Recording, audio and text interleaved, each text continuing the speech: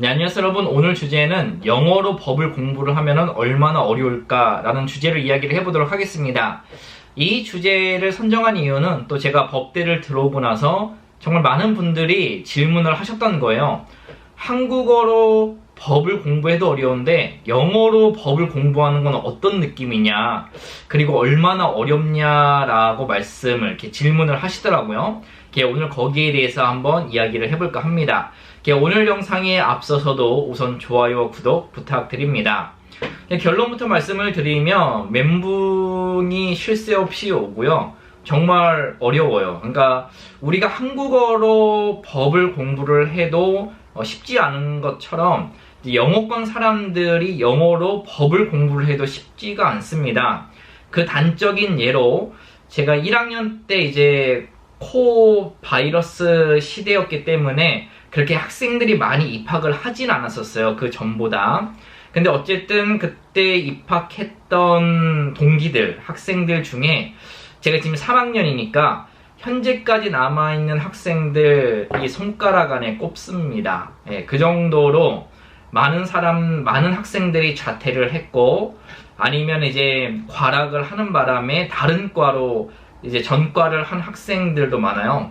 1학년 1학기 때 처음 들어와서는 자기는 법이 너무 좋아, 아니면 법대가 정말 진짜 자기 적성에 딱 맞아 이랬는데 1년 지나고 나서는 다른 과에 다 가 있고 이렇게 연락이 끊긴 친구들도 그래서 많습니다. 그 정도로 쉽지 않다는 거죠. 저 같은 경우에도, 그러니까 많은 분들이 또 그런 얘기를 하세요. 법대를 들어가면 이제 법대를 졸업하신 변호사님들이나 이제 4학년, 3학년 이제 선배였던 분들이 그때 당시에 얘기를 한 게 1학년 2학기 때는 쉽고 3, 4학년 올라갈수록 이제 과목이 어려워진다. 공부할 시간도 더 늘어날 수밖에 없다라고 얘기를 하는데, 솔직히 저는 제 경우지만 반대예요. 저는 1학년 1학기가 가장 어려웠고요. 지금은 그때보다 훨씬 더 좀 수월한 편입니다. 이게 잘 풀린 케이스는 잘 풀린 케이스가 잘 풀렸다고 할 수도 없는 것 같은데, 어쨌든 저 같은 경우에는 이제 호주 영주권을 받을 때도 IELTS 시험 없이 받을 수 있었고, 이제 법대를 들어갈 때도 컬리지 1학년을 통해서 크리미널리지를 배웠고, 그래서 법대 1학년 2학기로 편입을 했는데 그때도 IELTS 시험을 보지를 않고 인터뷰만 보고 들어갔어요. 그러다 보니까 아카데믹 영어를 배울 시간이 전무했고 에세이를 어떻게 쓰는지조차도 몰랐기 때문에 첫 에세이에 I wanna write down this essay라고 시작을 했었고, 이게 정말 바보 같은 거거든요. 1인칭, 2인칭을 쓰면 안 되고 3인칭으로 써야 되고 구어체로 쓰면 안 되고 이제 문어체로 써야 되고, 그 다음에 법에 맞는 용어들을 썼어야 되는데 그때는 진짜 구어체로 에세이를 써서 점수도 폭망했을 뿐만 아니라 교수님의 지적을 많이 받았었죠. 첫 과제 때 그랬어요. 그렇기 때문에 저 같은 경우에는 그 과목들을 따라가기 위해서 하루에 한 10시간에서 많게는 17시간씩 1년 넘게 공부를 했었습니다. 왜냐면 처음에 들어갔는데 지금 외계어를 듣는 줄 알았어요. 교수님은 얘기를 하는데 뭔 얘기인지 하나도 들리지도 않았고, 애들은 토론을 하는데 토론에 낄 수조차 없었습니다. 그래도 나름 호주에 7, 8년을 살면서 일반적인 영어는 그래도 한다고 생각을 했는데, 또 법대에 들어가고 아카데믹 영어는 또 다른 세계더라고요. 그 다음에 법 용어가 우리가 일상에서 사용하는 영어가 아니고, 그 다음에 판례법 같은 걸 케이스 로우를 보게 되면은 정말 비비 꼬아서 어렵게 나와 있거든요. 딱 봤는데 처음에 해석도 안 돼요. 무슨 얘기인지 도저히 몰랐습니다. 그래서 10시간 넘게 공부를 하지 않으면 예습도 안 돼, 복습도 안 돼, 아무것도 안 됐어요. 그래서 슬라이드를 보고 또 보고 강의를 또 듣고 했었습니다. 근데 또 문제는 뭐냐면, 이제 다른 과 같은 경우에는 객관식 문제들이 많아요. 파이널 이그잼 때도 객관식 문제나 숏 안서를 하는데, 단답형을 하는데, 근데 객관식은 문제가 하나가 틀리면은 다른 것도 잘 보면 되잖아요. 근데 법대 같은 경우에는 이렇게 지문이 길게 하나가 나온단 말이에요. 근데 그 지문을 잘못 파악을 하면은 답을 완전히 잘못 이해하게 되고 쓰게 되는 거예요. 그러면은 그거는 완전히 그냥 날아가는 겁니다.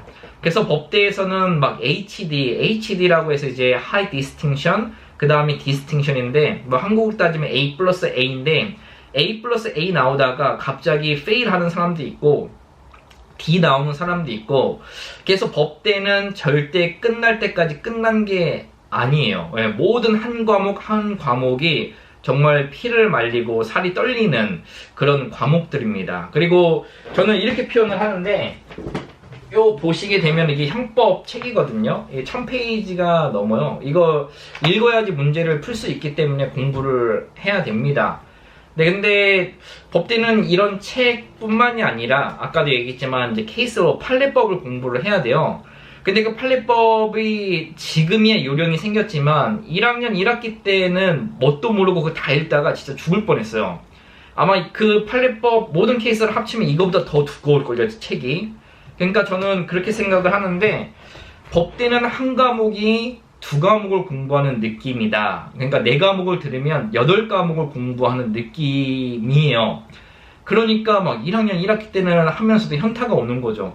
그 다음에 아무리 공부를 오래 했어도, 슬라이드 그것들을 많이 공부를 했어도 또 이제 법대에서 원하는 답안 형식이 있단 말이에요. 그 비판적인 사고로서 IRAC이라고 해서 이슈를 써야 되고, 룰을 써야 되고, 어플리케이션을 해야 되고, 어플라이를 해야 되고, 컨클루전을 내야 되는데, 이게 한 번도 써보질 않았으니까 너무 어려운 거예요. 그래서 10시간, 17시간을 공부를 맨날 하면서 과제를 내도 생각보다 안 나오는 거예요. 생각에는 뭐 그 HD 하이 디스팅션이 나올 것 같은데, 근데 뭐 처음에는 진짜 힘들었어요. 그렇게도 안 나오고. 근데 이제 그래도 그렇게 공부를 안 하면은 성적이 안 나오니까, 그 진짜 죽어라 공부를 했습니다. 근데 이제 2학년 때까지도 3학기가 지나가면서도 감이 안 잡혔어요. 이걸 어떻게 해야 되나, 어떻게 해야지 점수가 잘 나올까 했는데, 이제 2학년 말부터 해서 지금 3학년 1학기라고 봐야 되겠죠. 저희 학교가 이제 3학기 제도고, 제가 1년에 9과목씩 이수를 하고 있기 때문에 다른 사람보다 조금 더 학년수가 빨리빨리 올라가는 거긴 하죠. 근데 어쨌든 2학년 말부터는 좀 감이 잡히는 거, 요령이 생기는 거죠. 문제를 어떻게 봐야 되고, 이 답을 어떻게 해야 되고, 법을 어떻게 적용을 해야 되는지, 이게 감이 잡히고 요령이 생기고 경험이 생기다 보니까, 그때 당시에는 하루에 10시간에서 17시간을 공부를 해야지 이제 과목을 따라가고 수업을 알아듣고 뭐 시험을 볼 수 있는 그런 이제 능력이 생겼다고 한다면, 지금은 그때 공부한 거의 3분의 1 정도만 돼도 충분히 따라갈 수 있는 그런 여건, 실력이 그렇게 는 것 같지는 않은데, 실력이 늘긴 늘었죠. 실력이 늘고 경험도 쌓이고 요령도 생기고, 이제 영어를 어떻게 해석을 해야 되는지 그런 기타 등등등을 알게 되니까 시간을 훨씬 더 단축시켜서도 따라갈 수 있죠. 그러니까 저는 지금이 1학년 1학기 때보다 훨씬 더 마음이 편하고 공부를 하는 것도 훨씬 더 편합니다. 그리고 제가 좀 특이한 케이스일 수도 있는데, 저는 지금이 훨씬 더 편한 것 같아요. 근데 저는 그렇게 생각을 해요. 그러니까 대학교 법대를 들어오실 때 IELTS 요구 점수가 있어요. 7점인가 7.5인가 그럴 텐데, 그 정도만 맞아도 처음에 법대에 들어오셔서 저처럼 고생은 안 하실 거라 저는 생각이 됩니다. 그 다음에 법대에서는 영어를 잘하는 것도 중요한데, 제 친구들 1학년 때 있었던 친구들이 거의 다 오지 친구들이거든요. 영어를 태어날 때도 잘한 친구들이었는데도 많이 그만뒀어요. 그래서 법대 같은 경우에는 영어를 잘하는 것은 필수지만, 또 두 번째는 비판적인 사고를, 비난적인 사고가 아니라 이제 모든 사물들, 이슈들을 비판적으로 바라볼 수 있는 시각이 필요하고, 세 번째는 문제가 주어졌을 때 문제의 핵심과 요점을 잘 파악을 해야 된다. 그 다음에 네 번째는 내 생각을 논리 정연하게 서술할 수 있는 그 능력이 필요하다라고 생각이 됩니다. 그래서 이 모든 것들이 갖추졌다고 한다면 법대에서는 그렇게 어렵지 않게 적응을 하실 수 있을 거라 생각이 됩니다. 근데 아까도 얘기를 했지만 졸업할 때까지는 끝난 게 아니라는 거. 그래서 저는 법대에서 성적을 좋으신 분들도 있고 조금 안 좋은 분들도 있고 뭐 중간 가시는 분들도 있지만, 정말 졸업하시는 그 자체가 저는 정말 대단하다고 생각을 하는 게 진짜 쉽지 않아요. 네. 진짜 쉽지 않습니다. 예, 그럴 정도로 혀를 내두를 정도로 공부를 해야 되는 곳이 법대이기 때문에 법대를 들어오시려고 하시는 분들은 이 점 참고해 주시고 또 준비를 하시면 좋지 않을까 생각을 합니다. 오늘 영상 또 이렇게 마치고요. 저는 또 다음 영상으로 찾아오도록 하겠습니다. 그럼 감사합니다.